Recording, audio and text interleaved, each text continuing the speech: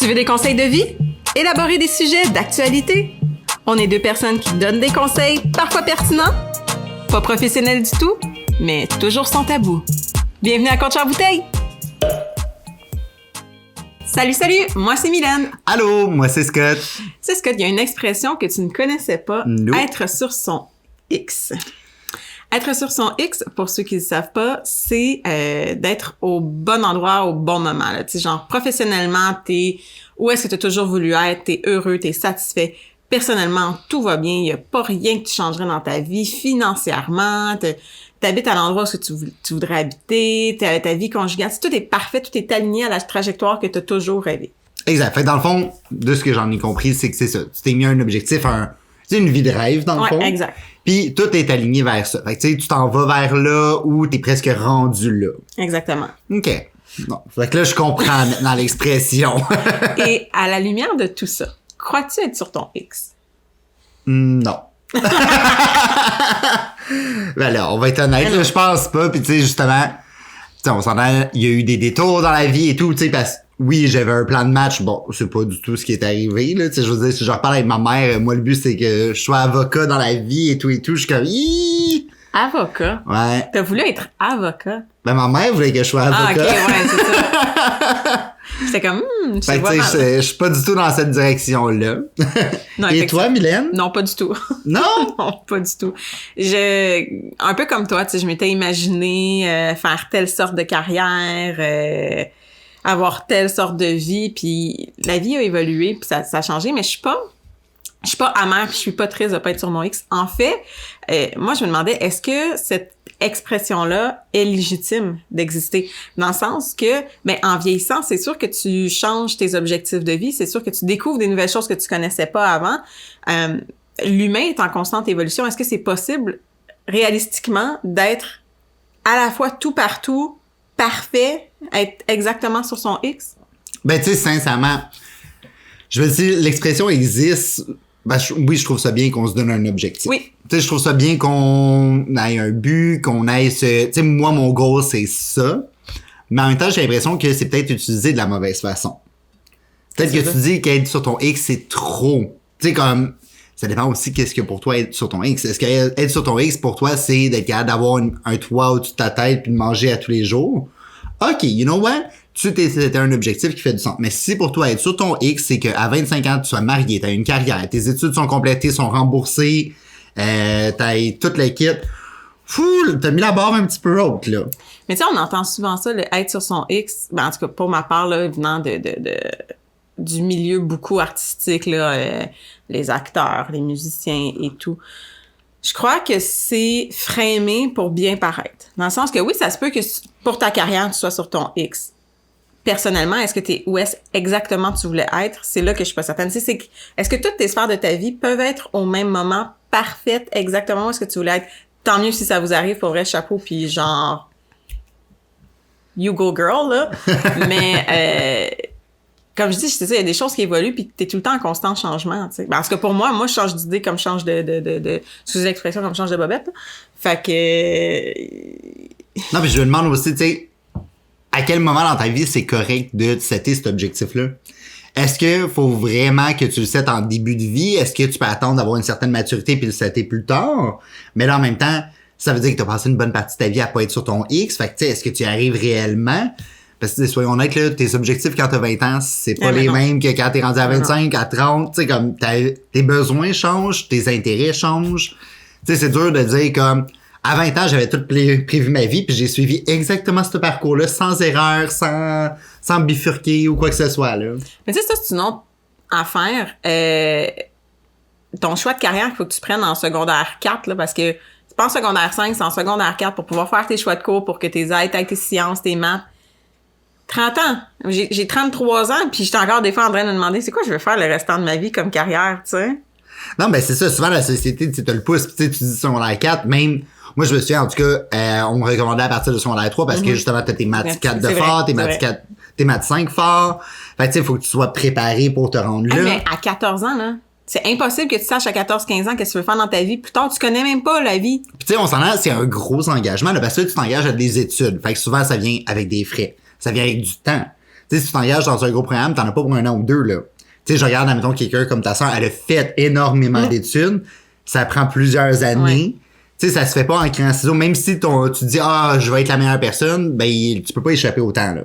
Fait que, tu sais, c'est un engagement. Puis faut que tu aies la motivation pour le faire. Puis le sérieux de le faire aussi. Tu sais, puis justement, je reprends l'exemple de ta sœur. C'est quelqu'un que moi, je respecte énormément parce que elle a été au bout de chaque affaire. Tu sais, il y a beaucoup de gens, en tout cas, que moi j'ai connu, tu sais, ils vont faire une session, ils abandonnent. Une session, ils abandonnent. Tu sais, on dirait qu'on essaye tous comme 75 choses.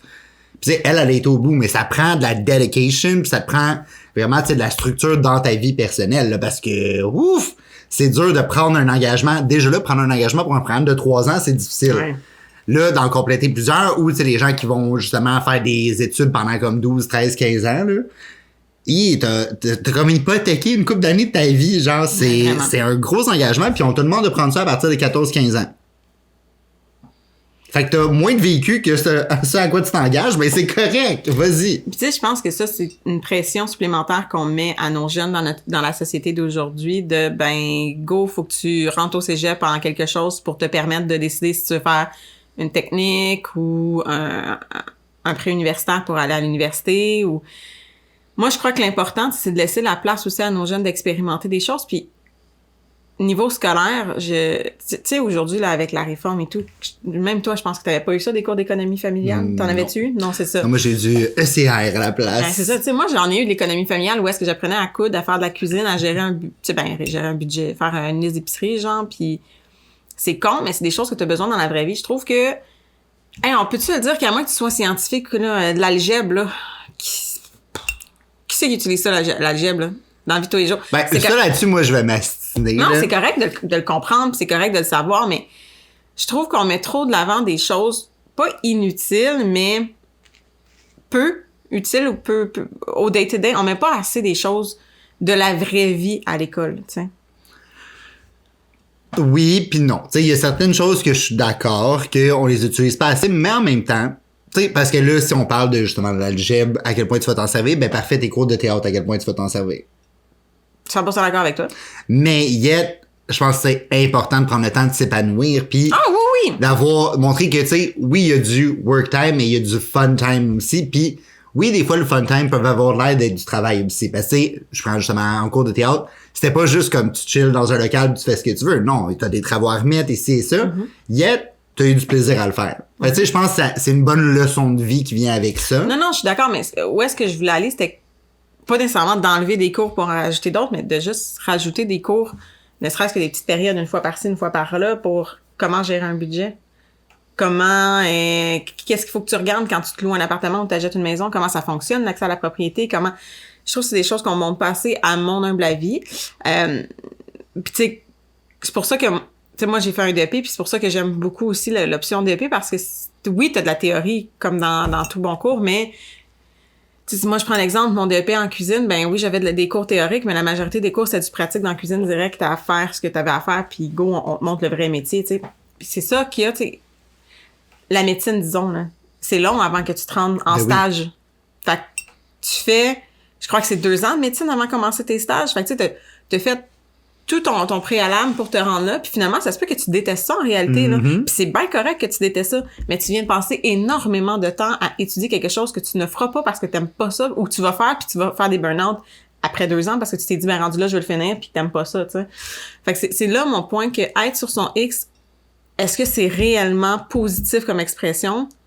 Je sais pas. Moi, je le séparais, tu sais, être sur son X dans ma carrière, oui, je suis sur mon X dans ma carrière, oui, je suis sur mon X dans ma vie personnelle, tu sais, je séparais les deux, mais la vraie expression, on l'a googlé ce matin, puis c'est vraiment toute l'histoire de ta vie, puis je trouve ça un peu intense, pour vrai. Non, mais c'est ça, ça revient un peu à dire que j'ai l'impression que les gens ne l'utilisent pas adéquatement. J'ai l'impression que c'est trop at large, puis que justement, c'est devenu une pression, plus que autre chose. Faut que tu sois parfait partout, tout le temps. Ça, on va se le dire tout de suite, c'est impossible. Autant que, bon, peu importe la grosseur de l'ego qu'on a, tu peux pas te dire que t'es parfait partout, tout le temps. Ça ne fonctionne pas. Tu peux te dire que tu fais du mieux que tu peux. Oui. Tu peux dire que t'es fier d'être où est-ce que t'es rendu. Oui, comparé à où est-ce que t'étais, par exemple, ou des choses comme ça. Tout ça, oui. Mais de dire que c'est parfait, j'ai l'impression que, tu sais, c'est un peu comme dire, justement, tu sais, les riches, ben plus qu'ils sont riches, plus qu'ils veulent l'être, ben c'est un peu le même principe. Plus que tu vas avoir de succès, plus tu vas vouloir en avoir. Fait que techniquement, tu seras jamais satisfait puis ça sera jamais parfait, là. J'aime bien ton exemple parce que c'est vrai. On va toujours... L'humain veut plus. Exact. Rares sont ceux qui vont se satisfaire de ce qu'on a, tu sais.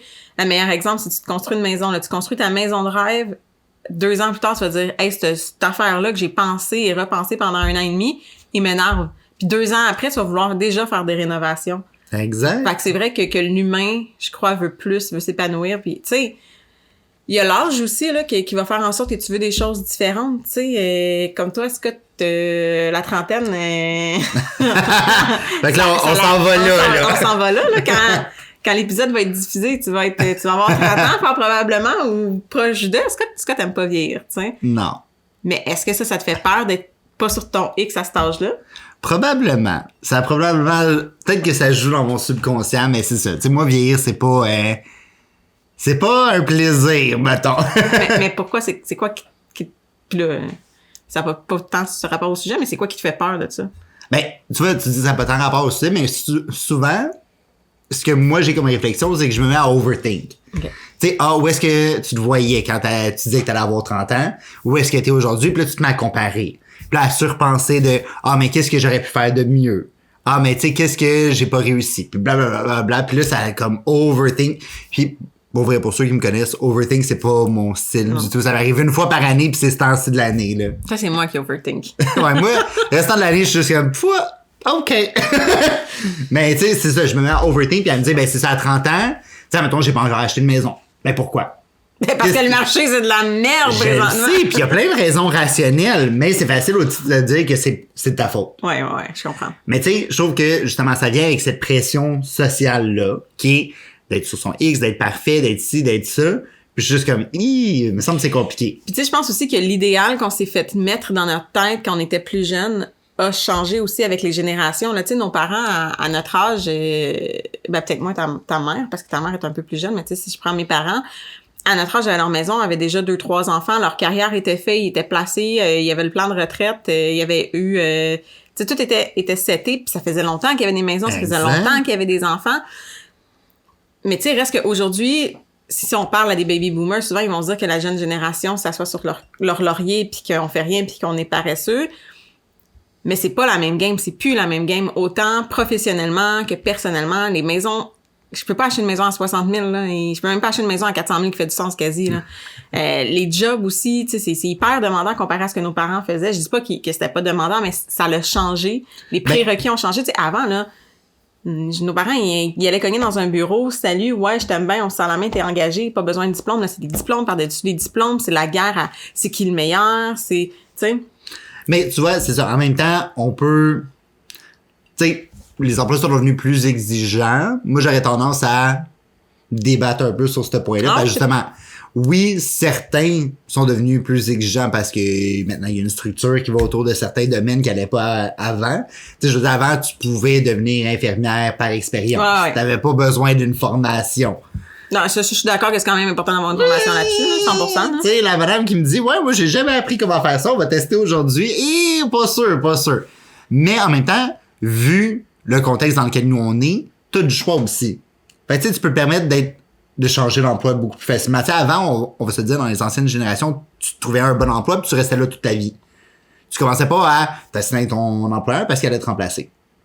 Tu sais, je veux dire, combien de personnes qui rentraient dans des grosses usines, des grosses choses comme ça, tu restes là toute ta vie. Non, mais c'est sûr qu'il n'y a pas... Tandis que maintenant, tu peux le choisir, là. Ouais, non, mais c'est ça, il y a pas une génération qui est meilleure que l'autre, ils ont tous leurs pour et leurs contre. C'est juste que je trouve ça dommage que... Puis là, moins de notre génération à nous deux, là, je parle plus de la génération en dessous de nous qui se fait dire qu'il est paresseux parce qu'ils prônent leur bien-être. Exact. L'individu passe beaucoup avant le reste. Avant le reste. Puis moi, pour vrai, chapeau, je trouve ça important parce que...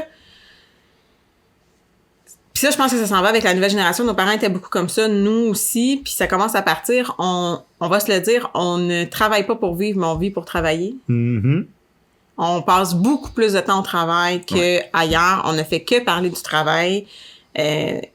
On travaille ensemble, fait qu'on se parle souvent de travail, même quand on travaille pas, parce que on passe 40 heures et on passe du 40, 60 heures, 70 heures à travailler. Fait que, je veux dire, à un moment donné, c'est normal. Puis tu sais, je trouve ça cool, la nouvelle génération. Puis je pense que eux, ça va leur permettre de pouvoir mieux se positionner être sur leur X à cause de ça, parce qu'ils vont prendre le temps de se connaître en tant qu'individu, en tant que personne, plus rapidement, à mon avis. Exact. Puis tu sais, on le voit, parce que justement, on travaille ensemble, mais peu importe avec qui tu discutes, peu importe le domaine où tu travailles, l'individu est plus important que jamais. Ouais. Tu sais, moi, à la fin de la journée, il faut que je sois dans un emploi qui me stimule moi. Ouais. Fait que tu sais, souvent les gens, ils donnent l'impression que je travaille pour moi. Tu sais, oui, je fais partie de ton équipe, au sein de ton entreprise, peu importe, mais à la fin de la journée, si ton emploi ne me convient plus à moi, ben je vais aller ailleurs. Mm-hmm. Puis en même temps, je trouve le concept intéressant parce que pendant longtemps, c'était pas le cas. Justement, tu sais, on parle des plus vieilles générations, c'était pas tu peux dire à ton employeur ce que t'aimes pas, c'est ton employeur va te dire ce que toi t'aimes, ce que lui aime pas de toi. Mm-hmm. Tu sais, puis c'était une seule direction. Maintenant, j'ai l'impression que c'est un échange, puis ça va laisser place à beaucoup de changements positifs. Ouais. Tu sais, je dis pas que tout le monde l'a fait de façon positive, là. C'est sûr, il y a certains, comme dans toute situation, il y en a qui, bon, sont pas juste, je pense à mes droits et comment je me sens, mais je pense que je suis roi. Ça arrive aussi. Mais ceux qui, tu sais, prennent vraiment le temps d'avoir des discussions importantes, j'ai l'impression que c'est ça qui va impacter et qui va permettre à ces gens-là de se sentir mieux accomplis, de façon professionnelle, du moins, plus facilement, en trouvant vraiment quelque chose qui, le but, c'est pas d'être le plus riche, le but, c'est pas d'avoir le plus gros titre. Non, le but, c'est que je me sente le mieux. Ouais. Puis, ben, c'est sûr que être le plus riche puis sentir mieux, je veux dire, donne-moi 10 millions, on m'a trouvé une façon de me sentir bien, là, mais non, c'est c'est ça, tu sais, je veux dire, il y a certaines générations, puis je pense même la nôtre, c'est encore la réussite professionnelle est beaucoup en lien avec la réussite financière. 100%, je suis tout à fait d'accord. Parce que j'ai tellement l'impression que c'est deux mondes différents. Je veux dire, pour vrai, tu peux financièrement être au minimum, mais avoir une carrière dont tu es pleinement satisfait. Puis j'ai l'impression que la nouvelle génération s'en va beaucoup plus vers ça. Puis on le voit beaucoup parce qu'il y a beaucoup de gens qui vont dans des domaines qui sont pas forcément des domaines payants, mais qui sont des domaines où tu peux être satisfait et fier de ce que tu réalises. Tu sais, puis vraiment fier, là. Tu sais, je parle beaucoup des gens, mettons, qui travaillent dans l'environnement. C'est pas toujours des jobs les plus payants. Non, pas du tout, là. Mais à quel point tu peux être fier d'être la personne, justement, qui a développé un jardin communautaire dans un quartier. Tu sais, c'est toutes des réussites que t'es capable de prendre cette fierté-là, même si tu fais pas du 500 000 par année pis t'es pas multimillionnaire et tout. Fait que tu sais, j'ai l'impression que toute cette génération-là s'en va beaucoup plus vers un thinking comme ça. Puis c'est niaiseux, mais c'est peut-être notre génération qui est comme la dernière à comme encore penser que oui, mais là, si mon salaire est pas assez gros, c'est parce que je réussis pas bien. Je suis d'accord, non, tu marques un point. Je crois aussi que la nouvelle génération s'en va aussi vers l'autosuffisance. Tu sais, on en voit beaucoup là qui partent des grandes régions ou justement, comme tu disais, les jardins communautaires, les toits verts, des choses de même. Ça vient vraiment de la génération en dessous de nous. Fait que tu sais, c'est con ce que je vais dire, mais oui, effectivement, si tu fais un peu moins de sous, mais que tu fais pousser la moitié de ton épicerie chez toi, ben ça s'équivaut, tu sais, parce que exact. Et puis l'épicerie, là, on s'entend-tu? Il augmente encore des prix, c'est ridicule. Je sais pas comment qu'une famille fait pour se nourrir. Honnêtement, sincèrement, là, on est deux chez nous, là. Des fois, je me dis une chance que j'ai pas d'enfant. Ah non, mais ça coûte cher, là, tu sais. Comme, excusez-moi, là, pour tous ceux qui aiment pas ça, mais tu sais, l'autre jour, je cherchais du bacon, là. Tu sais, je veux dire, je ne comprends pas depuis quand tu payes 15$ pour un paquet de bacon. C'est ridicule. J'étais comme, il est en solde à 2 pour 10, 2 à 10 piastres chaque. Fait que c'est 2 pour 20. Prix régulier, 15$ chaque. J'ai un bel bacon, c'était pas genre 8$ le paquet maximum, genre, quand il était pas en solde, là. Genre, j'étais perdu à l'épicerie, j'ai vraiment arrêté dans la rangée, pis j'étais comme, mais peut-être que je comprends plus les affiches. je me suis vraiment posé la question. Do I really need bacon? J'étais comme, what's going on? Mais tu sais, tout augmente tellement que, tu sais, c'est ça, je pense, de focus sur être successful, d'être indépendant de tout ça. Vraiment. Ça peut être un très bel objectif, pis ça peut vraiment, tu sais, pour quelqu'un qui utilise bien l'expression, encore une fois, être sur son X peut être de justement être capable de suffire à une partie de ses besoins sans être dépendant de ces systèmes-là qui augmentent sans forcément considérer l'individu tout le temps. Non, je suis d'accord. Puis tu sais, l'important, c'est vous, quand... c'est correct de pas être sur son X, mais c'est quand on se couche le soir, est-ce qu'on est fier de ce qu'on a accompli dans la journée? Est-ce qu'on se sent bien ou on se sent stressé, anxieux, démoli? Oh mon Dieu, faut que je me relève pour une autre journée. Tu sais, si c'est ça, non, vraiment pas, faut faire un virement. Mais si tu te couches et t'es comme, you know what? That was a good day. J'ai fait tout ce que j'avais à faire. Je suis contente. J'ai vu des amis. J'ai vu des amis. C'était pas au Québec, peut-être. C'est ça. Mais tu sais, tout ça, je trouve que c'est des choses qui sont importantes aussi. Tu sais, je me rappelle, beaucoup plus jeune, là, j'avais 20 ans, 21 ans. A long time ago. J'ai passé une entrevue puis pour une entreprise, puis ça a été le bordel, là, mais le bordel. La RH, elle m'a appelé le matin même pour dire « Ouais, finalement, ton entrevue est à 10h, mais c'était comme à 1 heure de route de où ce que j'étais. » J'étais comme « Ben non, j'y arriverai pas à 10h. » Fait que comme leur pouce là. J'étais arrivée là-bas, la personne qui me passait l'entrevue était comme « Moi, fait que t'es en retard? » Non, c'est ta RH qui m'a appelé 1 heure avant. Faut que je m'en vienne, tu sais. Puis là, on passe l'entrevue, puis moi, j'étais en finance dans le domaine des banques, puis ça, c'était un domaine de comptabilité. Fait que, tu sais, les chiffres sont pas... C'est des chiffres, mais ça se calcule pas dans la même façon. Fait que là, on me posait des questions, puis elle était comme « Ouais, mais tu sais, comme en comptabilité, nous, on fait ça de même. Clairement que toi, tu l'as pas vu comme ça. » Puis elle me donne un test, puis j'ai reçu le test, puis tu sais, je le voyais, je le ressentais. Je lui ai juste dit « Écoute, sincèrement, merci, mais comme je vais pas te faire perdre ton temps, je vais arrêter de perdre le mien. On travaillera jamais bien ensemble, fait que je vais juste pas aller plus loin dans le processus. » Puis elle était super outrée que j'avais fait ça, mais tu sais... Elle non plus ne m'aimait pas, là, clairement, là. Puis moi, je me sentais pas bien en sa présence. Fait que c'est la première entrevue que j'ai faite comme, you know what? Le poste était intéressant, l'entrevue téléphonique était intéressante. Maintenant, si c'est avec toi que je travaille, je ne veux pas travailler dans ce type d'entreprise-là et je suis partie. Puis ça, j'ai toujours gardé en tête de me dire, si je vibe pas la place où est-ce que je vais, qu'on passe en entrevue, puis je vibe pas les personnes, je vais pas aller là parce que ça reflète beaucoup des valeurs de l'entreprise, tu sais. Mais tu vois, je trouve que ça, c'est très new generation comme approche, tandis que tu sais, elle peut facilement avoir été offusquée parce que je me doute très bien que la personne devait être plus vieille que toi, là, qui donnait l'entrevue. Et, tu sais, comme, si elle sait très bien que c'est une bonne opportunité, tu craches sur une bonne opportunité. Fait que, tu sais, tu te prends pour qui? Tu sais, c'est souvent l'approche que ça peut avoir, mais yet, c'était pas ça le but, là. Non. Le but, c'est juste que tu sais très bien que... Je serais pas heureuse. Tu seras pas heureuse, donc tu ne performeras pas, donc t'es pas un atout pour leur équipe, dans le fond.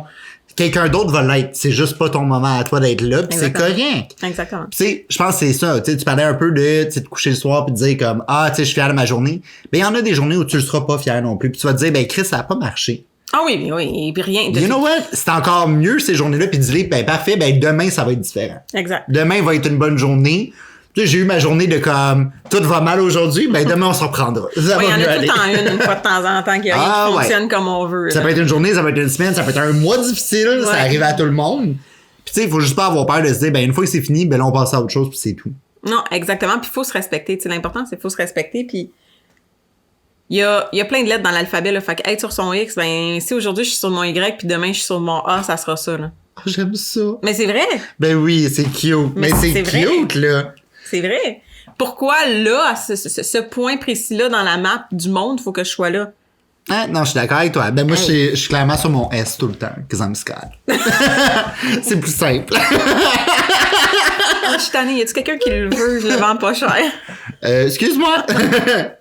Mais je pense que c'est ça. Je pense que mon conseil du jour, ce serait juste écoutez-vous, puis arrêtez de vous mettre une pression de réussir, que la réussite soit partout dans toutes les sphères de votre vie en même temps. Faites juste bien vous sentir dans ce que vous faites vous, puis ça va y aller. Exactement. Puis sérieusement, les objectifs mis par les autres, on oublie ça. Mettez-vous vos propres objectifs et peu importe c'est quoi. Que ça soit un petit objectif, que ça soit quelque chose d'immense, il y en a pas de mauvais objectifs. On y va pour ce qu'on veut, comme on le veut. Puis c'est ça qui compte à la fin de la journée. Yes. Ben, on vous remercie d'avoir écouté notre épisode et d'avoir regardé pour ceux qui nous regardent. Vous pouvez nous suivre sur les réseaux sociaux. Oui, donc vous pouvez nous suivre. On va faire la liste. Il y a Instagram, Facebook, TikTok, YouTube, name it. S'il y en a qu'on n'a pas et que vous voulez qu'on les aide, dites-nous-le. On va les avoir aussi. Il n'y a pas de stress. Puis, tu sais, allez liker, allez nous suivre, allumer les petites notifications. C'est des choses qui nous aident beaucoup. Puis laissez-nous en commentaire, vous, c'est quoi votre perception d'être sur son X. Bye! Bye!